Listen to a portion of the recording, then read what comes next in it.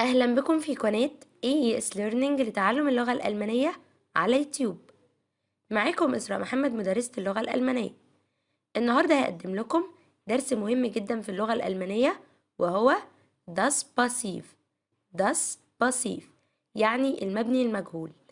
هناخد النهاردة الجزء الأول وهو das Passiv im Präsens يعني المبني المجهول في زمن المضارع.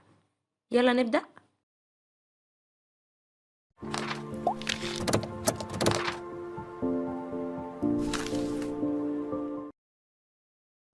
التركيبة اللي بنستخدمها في المبني المجهول هي الفعل werden بلس Partizip Perfect. الفعل werden زائد التصريف الثالث للفعل. أول حاجة لازم نعرف تصريف الفعل werden. احنا دلوقتي هنصرفه مع الضمائر ich werde, du wirst, sie wird, ihr werdet, wir, sie werden. Noch einmal. Ich werde, du wirst, sie wird, ihr werdet, wir, sie und sie groß werden. قبل ما نتكلم عن المبني المجهول اللي هو das Passiv لازم نعرف المبني للمعلوم.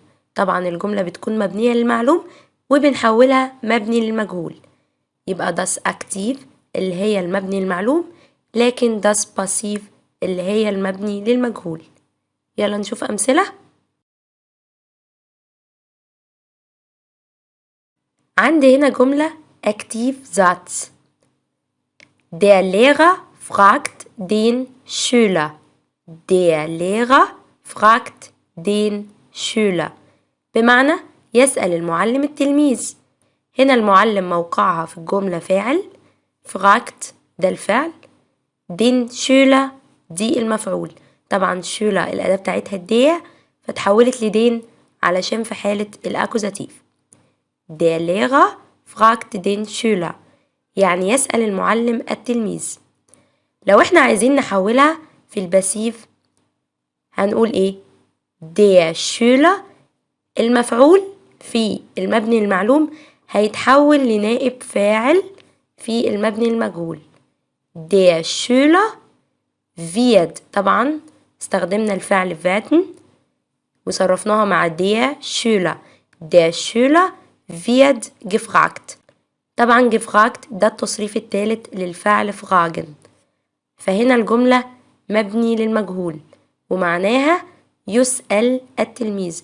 طبعا الفاعل هنحذفه خالص، يعني احنا مش عايزينه، هو بيكون موجود في المبني المعلوم لأنه بيبقى عايز الفاعل، لكن في الباسيف اللي هو المبني المجهول ما يخصوش الفاعل، فاحنا مش عايزين الفاعل في الجملة، بس ممكن نستخدمه في الجملة مع استخدام فون.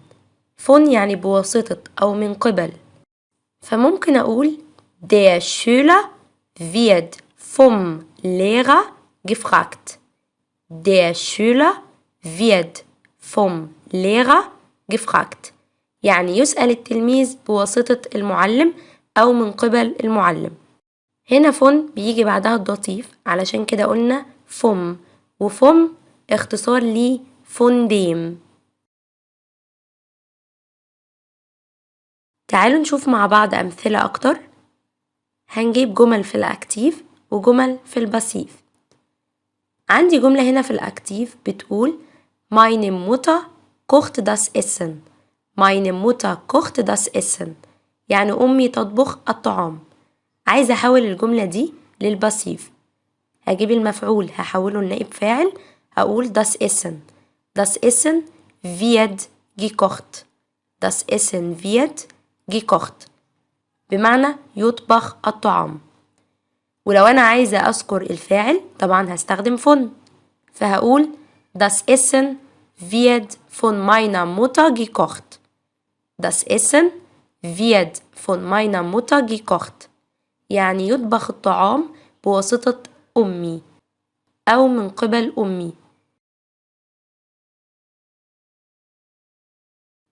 المثال اللي بعد كده عندي جملة في الأكتيف بتقول Wir machen jetzt die Hausaufgaben. Wir machen jetzt die Hausaufgaben.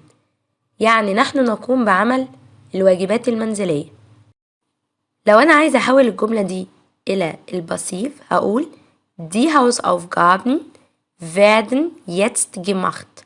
طبعا die Hausaufgaben جمع فاستخدمنا الفعل werden بعدها، ويتست هنا بتدل على إن الجملة في البريزنس، والتصريف التالت من ماخن gemacht. لازم نراجع درس البيرفكت وهتلاقوه موجود على القناة. Die Hausaufgaben werden jetzt gemacht يعني يتم عمل الواجبات المنزلية.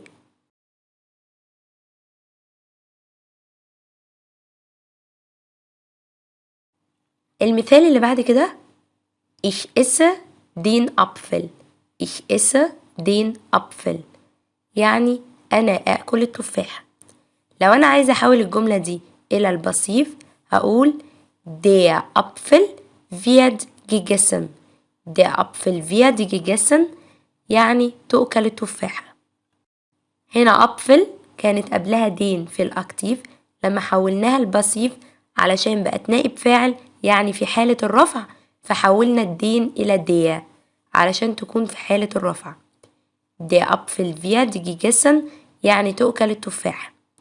لو أنا عايزة أستخدم فون هقول Der Apfel wird von mir gegessen لأن أنا اللي كلت التفاحة، فبقول von mir لأن فون بيجي بعدها الدطيف.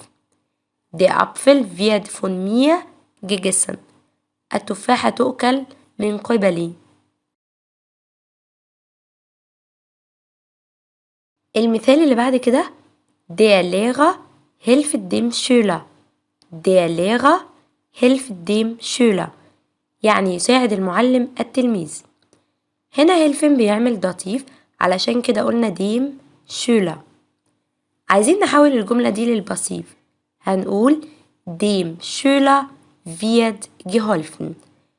هنا قلت ديم شولا لأن لما يبقى في حالة الداتيف بننزلها زي ما هي، بتاخد مكان نائب الفاعل بس ما بتاخدش حالة الرفعة، بتنزل زي ما هي، فبقول ديم شولا wird geholfen يعني يتم مساعدة التلميذ.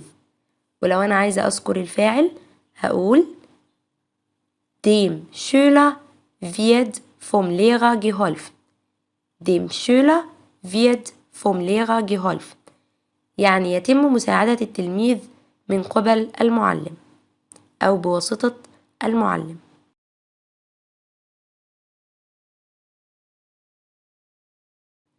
وبكده درس النهاردة يكون انتهى، وأشوفكم في الحلقة القادمة إن شاء الله.